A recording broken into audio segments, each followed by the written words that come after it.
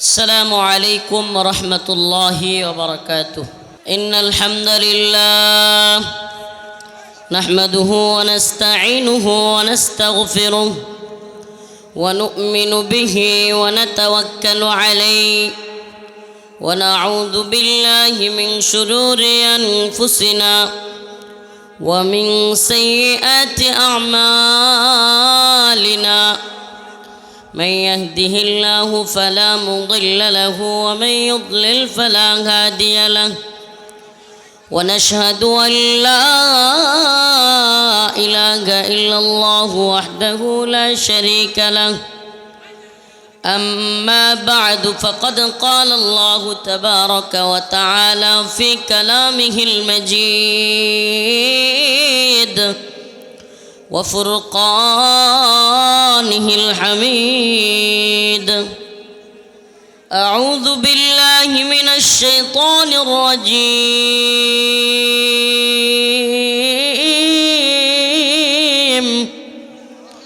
بسم الله الرحمن الرحيم. يا أيها الذين آمنوا استعينوا بالصبر والصلاة إن الله مع الصابرين. ولا تقولوا لمن يقتل في سبيل الله أموات بل أحياء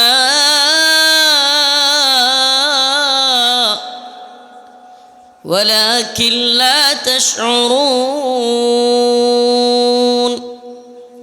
صدق الله مولانا العظيم وصدق رسوله النبي الكريم ونحن على ذلك من الشاهدين والشاكرين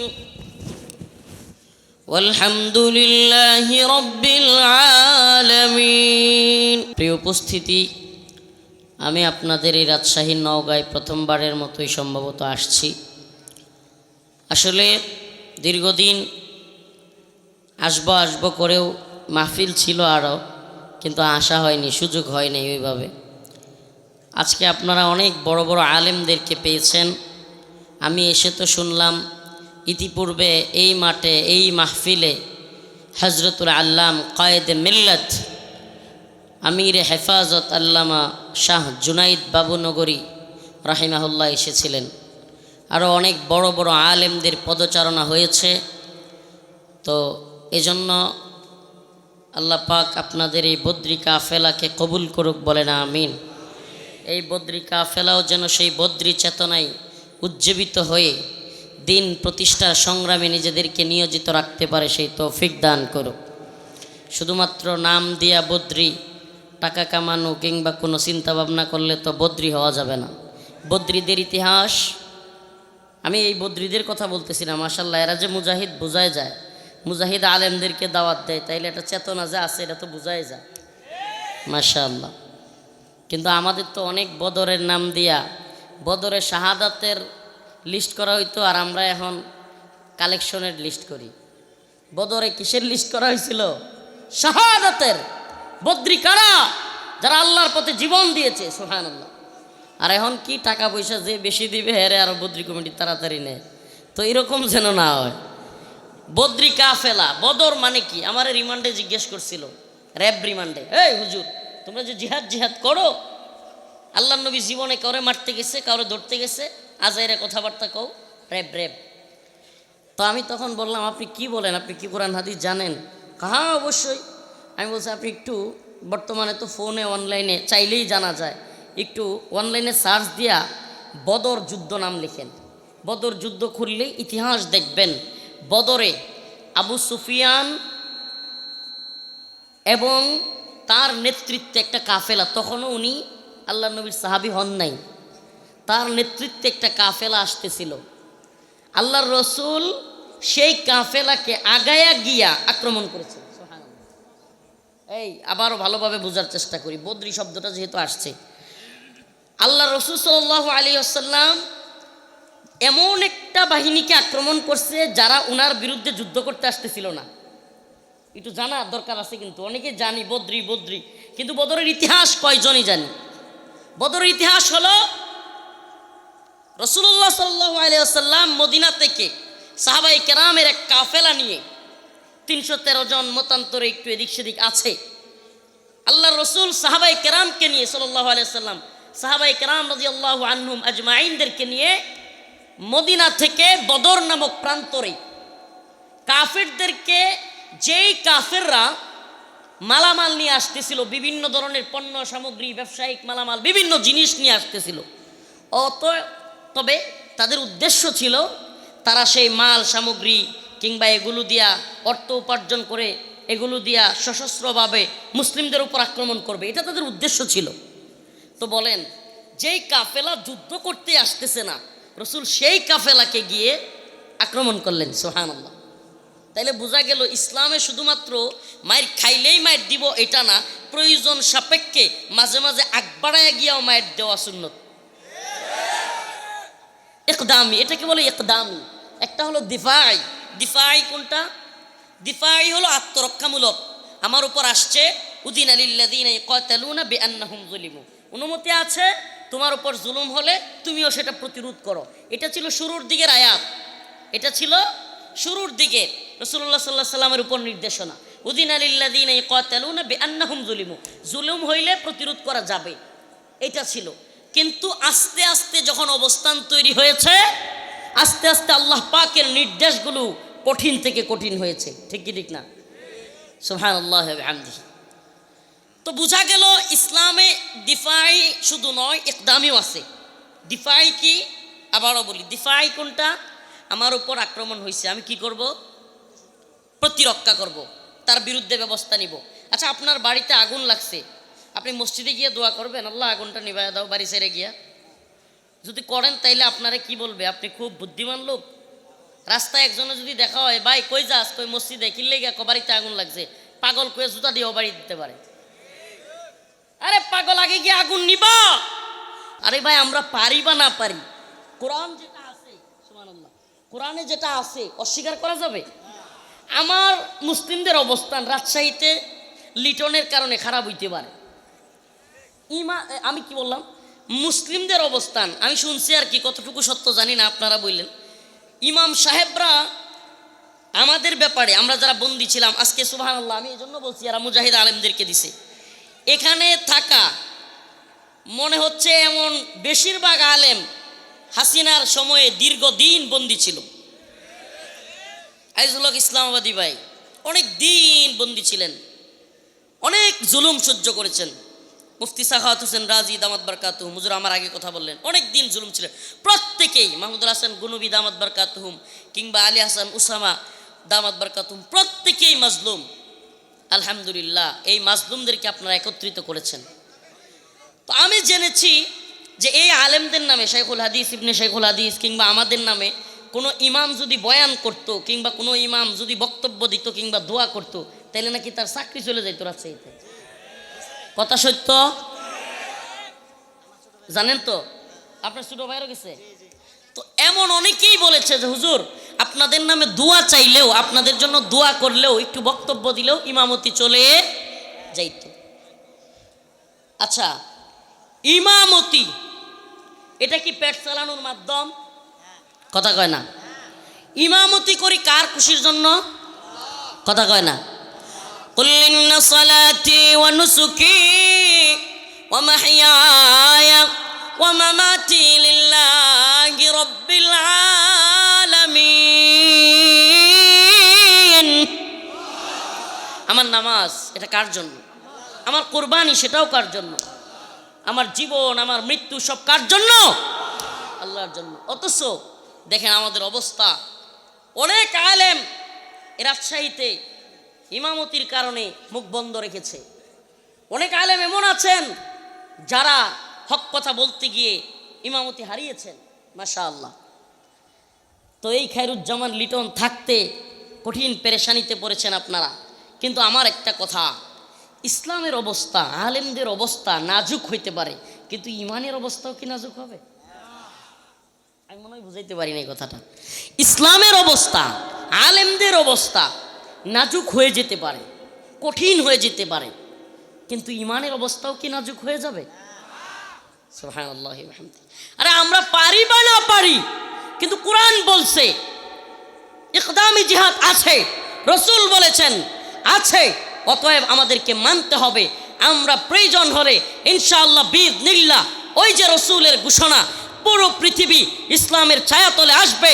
আল্লাহ পাকের ঘোষণা, হুয়াল্লাযী আরসালা রাসূলাহু বিল হুদা ওয়া দীনিল হক লিইয়ুযহিরাহু আলাদ দীনি কুল্লিহি ওয়ালাউ কারিহাল মুশরিকুন। আরে ভারত অপছন্দ করতে পারে, মুশরিকরা অপছন্দ করতে পারে, কিন্তু পুরো পৃথিবী আল্লাহ পাক বলেছেন এই দ্বীনের অধীনে আসবে, এই পুরো পৃথিবীকে মুসলিমরা শাসন করবে।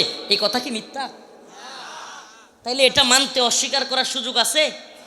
এটা আবারও বলতেছি, আমাদের আলেমদের অবস্থা নাজুক হতে পারে, ইসলামের অবস্থা নাজুক হতে পারে, আমাদের ইমানের অবস্থা নাজুক হতে পারবে। আমরা জেলে থাকতে পারি, আমরা স্বাধীন, আমরা রিমান্ডে থাকতে পারি, আমরা স্বাধীন, ফাঁসির কাস্টে ঝুলতে পারি, কিন্তু আমরা স্বাধীন। আমরা ইবাদত করি কার? গোলামি করি কার? কথা কয় না। আমরা গোলামি করি কার? আমরা জেলে গিয়েও গোলামি করেছি কার? আমি জেলে গিয়েও গোলাম কার?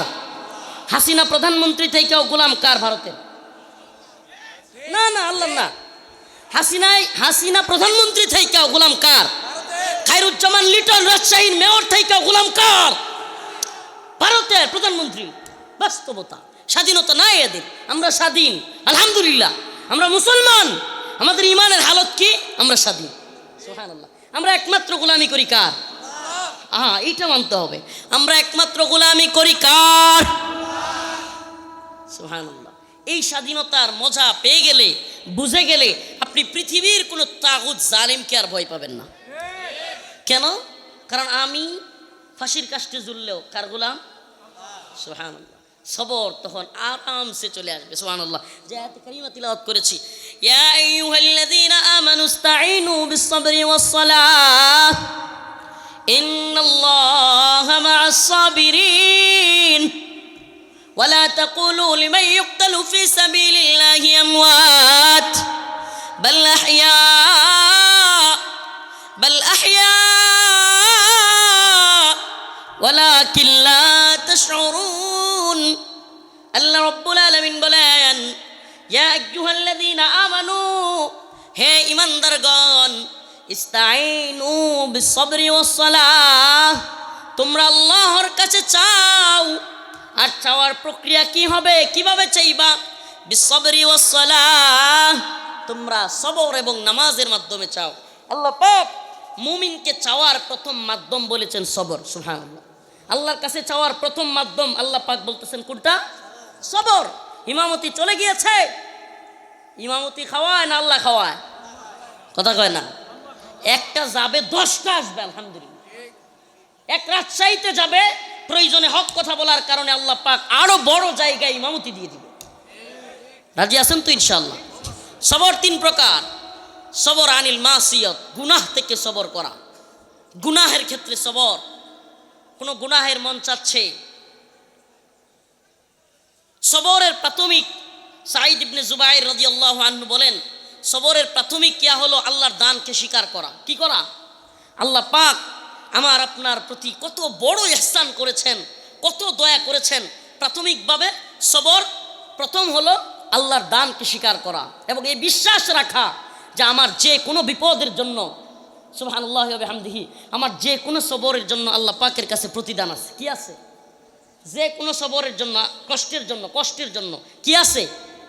প্রতিদান আছে। সুবহানাল্লাহ। আছে না নাই? আল্লাহ রাসূল সাল্লাল্লাহু আলাইহি সাল্লাম বলেন, মুমিনের 2টা জিনিস দেখে আমি বড় অবাক হই।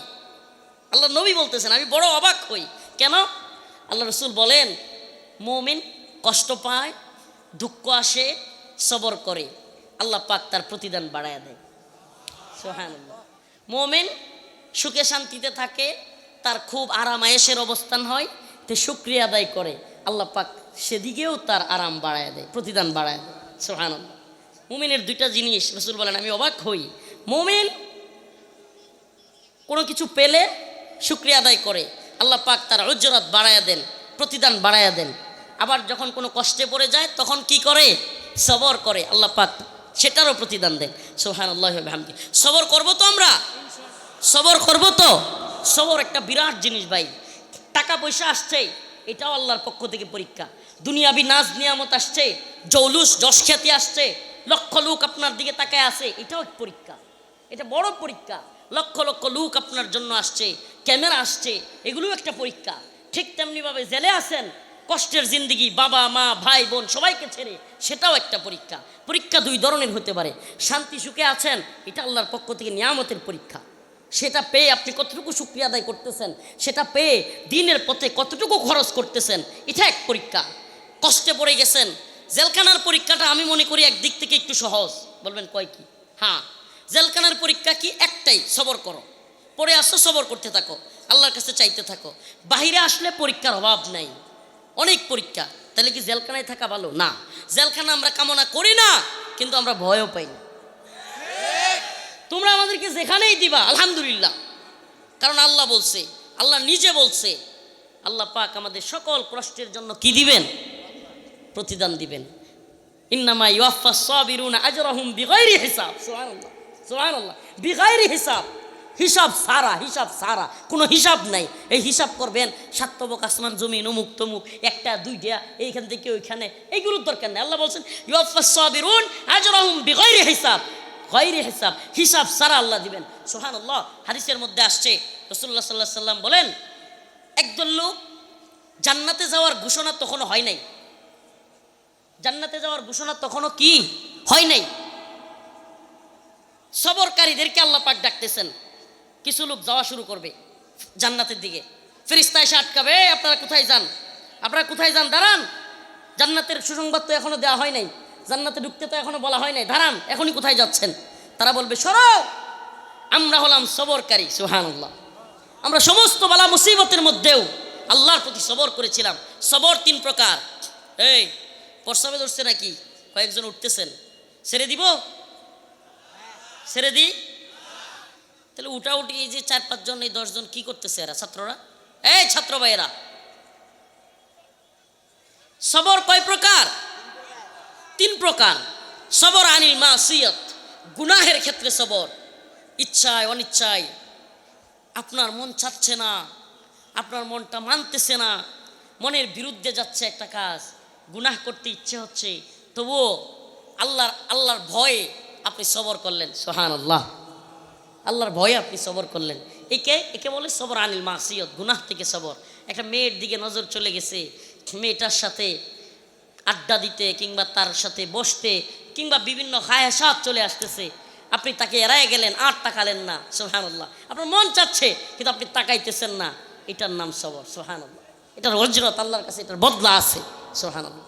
দ্বিতীয় নাম্বার সবর হলো সবর আনিত তাআহ, অনুসরণের সবর, ইতাআতের সবর। আলেমগণ বলতেছেন আসো এই পথে, কল্যাণের পথ, আসো ময়দানে আসো। আপনাকে আলেমগণ ডাক দিয়েছেন ইসলামের জন্য, আল্লাহর জন্য, দ্বীনের জন্য, কল্যাণের জন্য আসো ময়দানে। আপনি আলেমদের কথায় জানেন, আলেমদের ডাকে সাড়া দিলে জেলে যাওয়া লাগতে পারে, আলেমদের ডাকে সাড়া দিলে আপনাকে রিমান্ডে নিতে পারে, আলেমদের ডাকে সাড়া দিলে আপনার উপর বিপদ আসতে পারে, আপনার চাকরি চলে যেতে পারে, কিন্তু আপনি আপনার আলেমদের উলামায়ে হক্কানির ডাকে আপনি সাড়া দিলেন। এটাকে বলে সবর আনিত তাআত, অনুসরণের সবর। হে আলেমদের ডাকে সাড়া দিবেন তো ইনশাআল্লাহ? এ আলেমগণের ডাকে সাড়া দিবেন? এ রাজশাহীবাসী, আপনাদের কাছে বলি, প্রথমবার এসেছি, আপনাদেরকে বলে যাই, আলেমদের উপর বিশ্বাস রাখুন, আলেমদেরকে যেভাবে ভালোবাসতেছেন ভালোবাসাটা ধরে রাখুন। আমরা একমাত্র আল্লাহর গোলাম। ও ভাই, এই বাংলাদেশে কেউ কেউ ভারতের দালালি করে, কেউ কেউ চীনের দালালি করে, কেউ কেউ আমেরিকার দালালি করে, কেউ ইউরোপের দালালি করে। বাংলাদেশের প্রায় দলগুলোই কোনো না কোনো দেশের দালালি করে। কথা ভালোভাবে বুঝবার চেষ্টা করবেন। হে আমার জাতি, হে প্রিয় উম্মাহ, তোমাদের কাছে এই পয়গাম আমাদের। এই বাংলাদেশে রাজনৈতিক দলগুলোর থেকে আমার কোনো আশা নাই, সুস্পষ্ট বললাম, এদের থেকে কোনো আশা করি না। এদের কেউ কেউ ভারতের দালালি করে, কেউ কেউ কেউ চীনের দালালি করে, এক একটা এক এক দলের এক এক দেশের দালালি শুরু করেছে। আমরাও দালালি করি, কিন্তু আমরা একমাত্র আল্লাহর দালালি করি। আমরা কার দালালি করি? এজন্য আমাদের কনসেপ্ট একেবারে ক্লিয়ার, কথা একেবারে ক্লিয়ার। জাতির সামনে দুআশা রাখতে পারবে না আলেমগণ। আল্লাহ পাক বলে দিয়েছেন, ইন্নাল্লাযীনা ইয়াকতুমুনা মা আনজালনা মিনাল কিতাব ওয়াল হুদা মিন বাদি মা বায়্যানাহু লিন-নাসি ফিল কিতাব উলাইকা ইয়ালআনুহুমুল্লাহ ওয়া ইয়ালআনুহুমুল লাঈনুন। আল্লাহ পাক সুস্পষ্ট বলে দিয়েছেন, আলেমরা যদি কোরআনে যা বলা হয়েছে তা গোপন করে, কিতমান ইলম হয়, তাহলে তাদের জন্য উলাইকা ইয়ালআনুহুমুল্লাহ, আল্লাহর পক্ষ থেকে রয়েছে লানত। আমরা কি লানত প্রাপ্ত আলেমদের দলে থাকতে চাই? কথা কয় না। আমরা কি লানত প্রাপ্ত হব? আল্লাহর পক্ষ থেকে সুসংবাদ প্রাপ্ত হব, লানত প্রাপ্ত নয়। অতএব আমরা তোমাদের কাছে ক্লিয়ার করে বলে যাই, কোনো কথা গোপন রাখতে চাই না। ও আমার জাতি, ও আমার রাজশাহীর মুসলমান প্রিয় ভাইরা, আমার প্রিয় ভাইরা, বাবারা, তোমাদের কাছে একবারে সুস্পষ্ট একটা মেসেজ দিয়ে যায়। আমরা হাসিনার কেন বিরোধিতা করেছি? আমরা হাসিনার বিরোধিতা এজন্য করেছি, সে বাংলাদেশকে, ইসলামকে, ঈমানকে ভারতের কাছে বিক্রি করে দিয়েছিল। আবারও আমাদের কনসেপ্ট বুঝবার চেষ্টা করো প্রিয় বাবারা, আমার ভাইরা, আমাদের কথা একবারে পরিষ্কার তোমাদের সামনে। আমরা হাসিনা এবং আওয়ামী লীগের বিরোধিতা করেছে এজন্য, তারা ভারতের দালালি করেছে, দেশকে বিক্রি করে দিয়েছে। তারা এদেশের মুসলিমদেরকে, আলেমদেরকে নির্যাতন করেছে, নিপীড়ন করেছে। আমরা এই কথা এখনো বলতেছি, আবারও বলবো, হাসিনার বিরোধিতা যেই কারণে করেছিলাম, আমাদেরকে আপনারা এই কথা বলবার সুযোগই পাবেন না। হুজুর খুব তো হাসিনার বিরোধিতা করে, আওয়ামী লীগের বিরোধিতা করে সরালেন, এখন কারে আনলেন? এই কথা আমগরে বলার টাইম নেই। আমাদের কনসেপ্ট ক্লিয়ার করে দিচ্ছে আপনাদের সামনে। হুজুর খুব তো আন্দোলন করলেন, মিছিল মিটিং করলেন, সরায়া দিলেন, এখন কারে আনলেন? এই কথা বলবার এখন কারে আনলেন বা পরে কারা আসবে, এটা বড় কথা নয়। বড় কথা হলো আমরা ঈমানের পক্ষে কিনা। কথা কয় না। এখনই এদেশে ইসলামী হুকুমত কায়েম হয়ে যাবে না বললেই এখনই ইসলামী হুকুমত কায়েম হয়ে যাবে না। আগে আপনাদের মননে, মগজে ইসলামী শরিয়া কি, ইসলামী শরিয়ার প্রয়োজনীয়তা কি, প্রেক্ষাপট তৈরি হবে, তারপরে ইনশাআল্লাহ আফগানের মতো এদেশেও বিজয় আসবে। কিন্তু প্রেক্ষাপট তৈরি করার আগে অনেক বিরোধিতা আসবে। আমরা যারা গণতন্ত্রকে পায়ে মারিয়ে, গণতন্ত্র দিয়ে কিছুই হবে না, গণতান্ত্রিক দলগুলো বিগত পৃথিবীর শুরুলগ্ন থেকে পর্যন্ত যতদিন ধরে গণতন্ত্র প্রতিষ্ঠা হয়েছে, এর মধ্যে পৃথিবীর 1 ইঞ্চি ভূমিতে গণতান্ত্রিক প্রক্রিয়ায় বুটাবুটির রাজনীতি দিয়া ইসলামী খেলাফত পুরো পৃথিবীতে 1 ইঞ্চি ভূমিতেও প্রতিষ্ঠিত হয়নি, হবে না, লিখে রাখেন।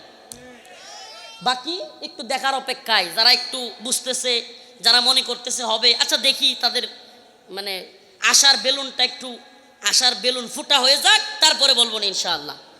আশার বেলুন ফুটা হবে, খুব বেশি দেরি নেই। বাকি যেইভাবে কায়াম হবে সেটা হলো দাওয়া এবং জিহাদ।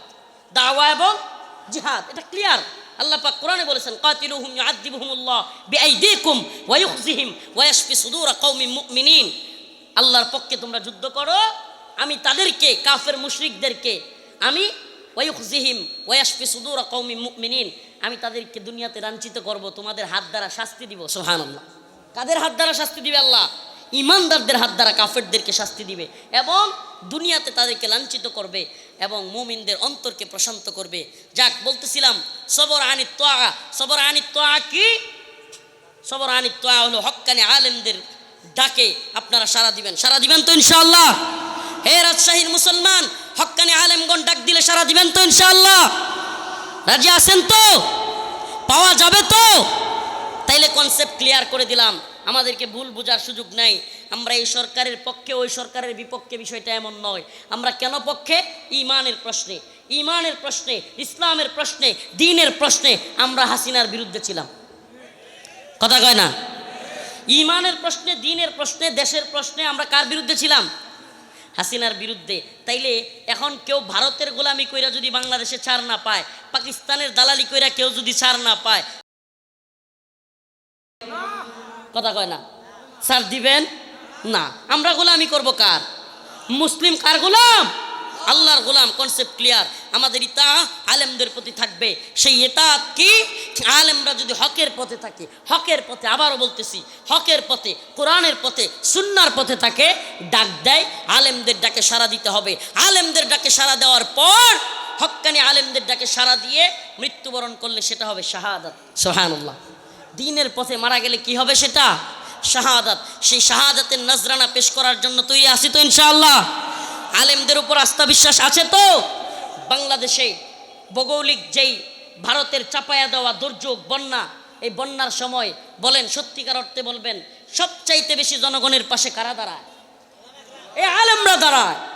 এই দুর্যোগে, দুর্বিপাকে, দুর্দিনে আলেমরা সাধারণ মানুষের পাশে দাঁড়ায়। আপনারাও আলেমদের দুর্দিনে পাশে থাকবেন তো ইনশাআল্লাহ?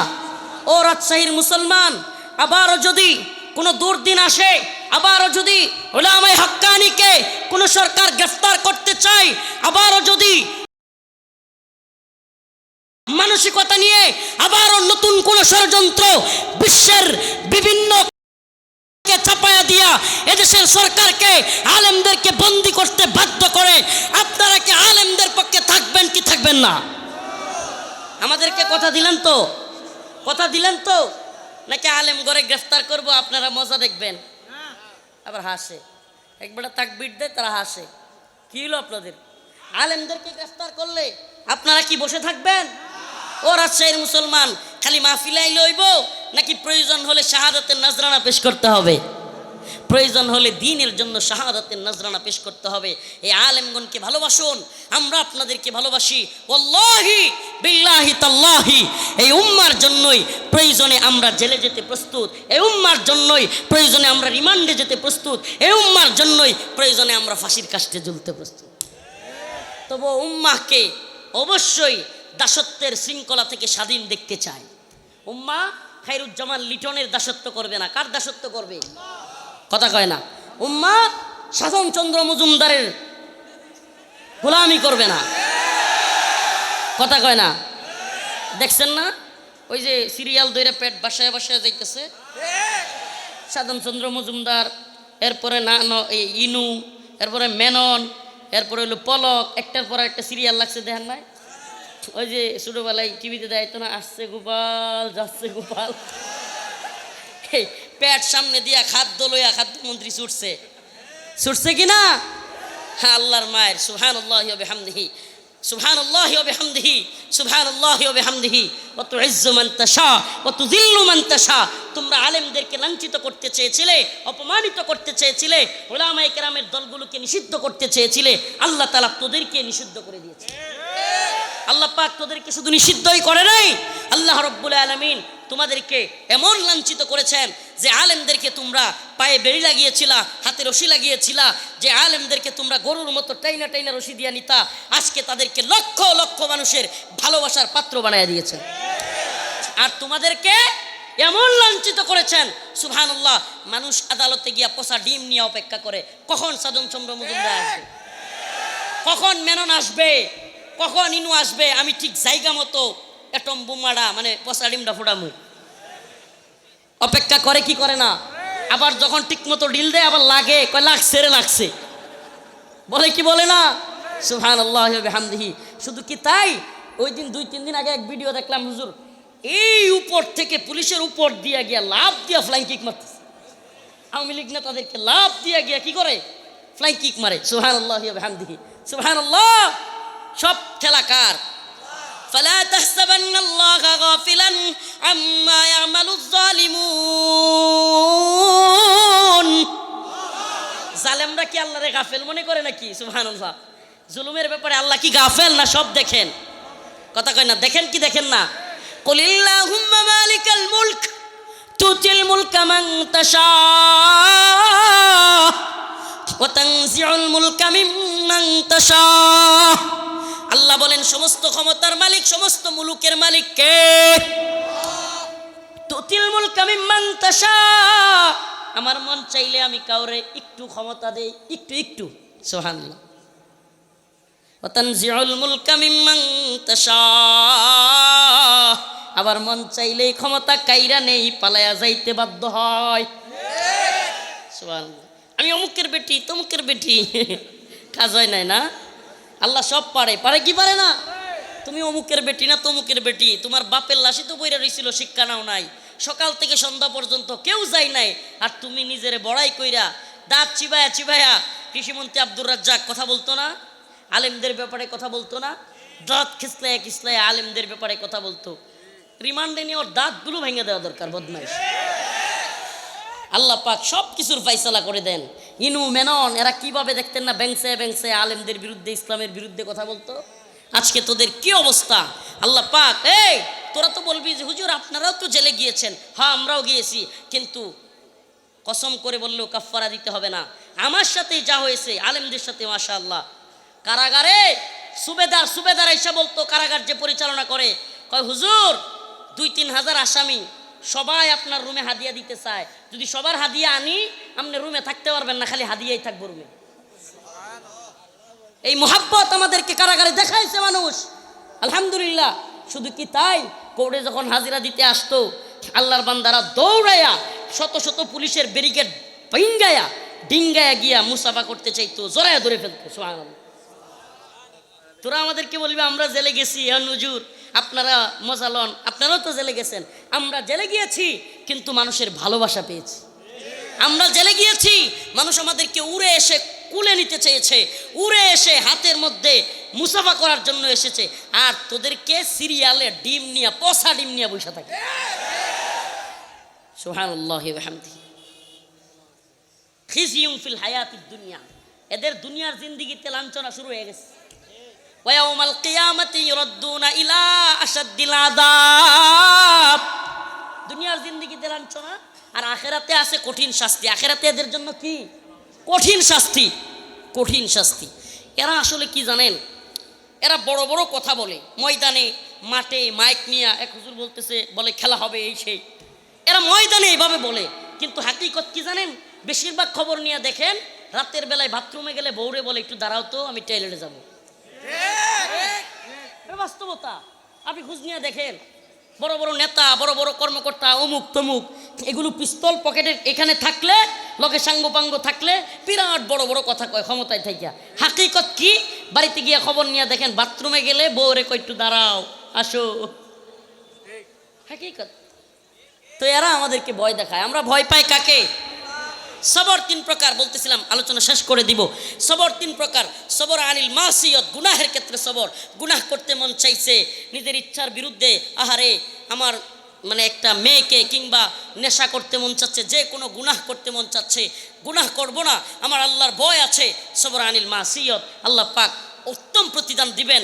সবর আনিল তাআত, অনুগত্য করব, আলেমদের ডাকে, কোরআনের ডাকে অবশ্যই সাড়া দেব। 3 নম্বর সবর, সবর আনিল মুসিবা।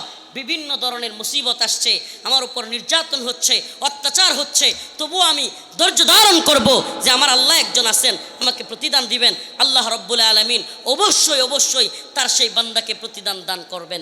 এরপরে কি? ওয়ালা তাকুলু লিমান ইউকতালু ফি সাবিলিল্লাহি আমওয়াত।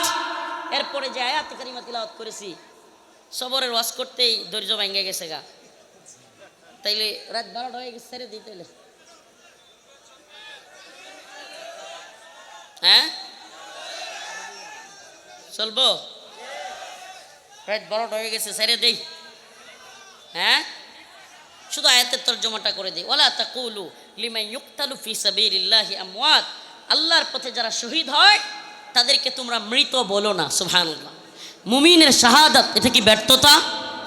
মুমিনের শাহাদাত কি ব্যর্থতা? সুবহানাল্লাহ। রসুল নিজে বলতেন, লাওয়াদিত্তু আন আগজুয়া ফাউকতাল সুম্মা আগজুয়া ফাউকতাল সুম্মা আগজুয়া ফাউকতাল। ইয়া আল্লাহ, আমার তো মনে চায় আপনার পথে যুদ্ধ করি, শহীদ হই, আরেকটা জীবন পাইলে আবারও আপনার পথে যুদ্ধ করি, আবারও শহীদ হই। আরে মুমিন শাহাদাত বরণ করবে, রসুল বলেছেন তার আত্মাটা জান্নাতের সবুজ পাখির মধ্যে উঠতে থাকবে, আল্লাহর আরশের নিচে বাল্বের বাতির উপরে গিয়ে বসবে। আল্লাহ জিজ্ঞেস করবে তুমি আর কি চাও?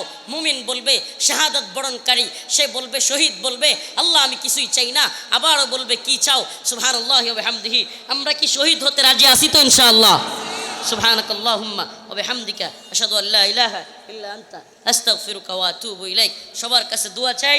আমরা আপনাদের কাছে এতটুকু পয়গাম নিয়ে আসলাম, আল্লাহর পক্ষে দ্বীনের পক্ষে ডাক আসলে আমাদেরকে তৈরি থাকতে হবে। শত জুলুম হবে, অত্যাচার হবে, অবশ্যই অবশ্যই আমাদেরকে আমাদের মুসলিমদের অবস্থা, আলেমদের অবস্থা আল্লাহ না করুক আবারও নাজুক হয়ে যেতে পারে, কিন্তু আমাদের ঈমান থাকবে খাঁটি ঈমান। আমরা কোনো তাগুতকে, কোনো জালেমকে ভয় পাবো না। রাজি আছি তো ইনশাআল্লাহ?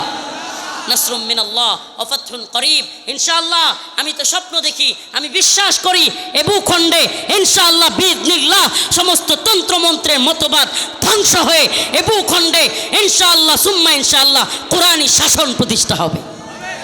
এই যুবকদেরকে নিয়েই ইনশাআল্লাহ আমরা সেই বিজয়ের লক্ষ্যে পৌঁছাবো। আল্লাহ পাক আমাদের সবাইকে তৌফিক দান করুক।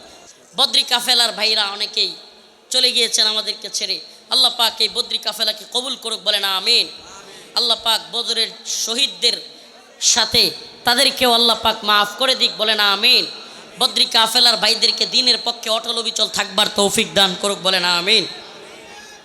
আলহামদুলিল্লাহি রাব্বিল আলামিন আর রহমানির রহিম মালিক ইয়াউমিদ্দিন ইয়াকা না'বুদু ওয়া ইয়াকা নাস্তাঈন আল্লাহুম্মা আরযুকনা শাহাদাতান ফি সাবিলিক اللهم ارزقنا شهادة في سبيلك اللهم ارزقنا شهادة في سبيلك اللهم أنت السلام ومنك السلام تباركت ربنا يا ذا الجلال والإكرام اللهم انصر الإسلام والمسلمين اللهم انصر الإسلام والمسلمين اللهم انصر الإسلام والمسلمين أي الله ফিলিস্তিনের মুসলমানদেরকে হেফাজত করো। আয় আল্লাহ হামাসের মুজাহিদদেরকে কবুল করো। ইহইয়া সিনওয়ার রাহিমাহুল্লাহ শাহাদাতকে কবুল করো। আল্লাহ আরাকান, উইগুর, কাশ্মীর, ফিলিস্তিন সহ সমস্ত ভূখণ্ডের মুসলিমদেরকে হেফাজত করো। আয় আল্লাহ আমাদেরকে মাফ করে দাও। রব্বুল আলামিন বাংলাদেশে ইসলামী হুকুমত প্রতিষ্ঠা করে দাও। আল্লাহ গোটা পৃথিবীতে মুসলিমদেরকে আল্লাহ হেফাজত করো। আয় আল্লাহ মুজাহিদদেরকে হেফাজত করো। আয় আল্লাহ যারা অভাবী অভাব দূর করে দাও। ঋণগ্রস্তদের ঋণ পরিশোধ করার তৌফিক দাও। অসুস্থদেরকে সুস্থতা দান করো। আয় আল্লাহ আমাদেরকে মাফ করে দাও। আয় আল্লাহ বদরি কাফেলাকে কবুল করো। বদরি কাফেলার যারা চলে গিয়েছেন তাদেরকে মাফ করে দাও। তাদের কবরকে জান্নাতের বাগান বানায়া দাও। আমার আব্বা নাই, আমার আব্বার কবরকে জান্নাতের বাগান বানায়া দাও। আরও যাদের বাবা নাই, মা নাই, তাদের কবরকে জান্নাতের বাগান বানায়া দাও। আমার আম্মা অসুস্থ, আরও যারা অসুস্থ তাদেরকে সুস্থতা দান করো রব্বুল আলামিন। আয় আল্লাহ আমাদের সবাইকে শাহাদাত বরণ করার তৌফিক দান করো। দ্বীনের পথে যুদ্ধরত অবস্থায় মৃত্যুবরণ করার তৌফিক দাও। সুবহান রাব্বিকা রাব্বিল ইজ্জাতি আম্মা ইয়াসিফুন, সালামুন আলাল মুরসালিন, আলহামদুলিল্লাহ।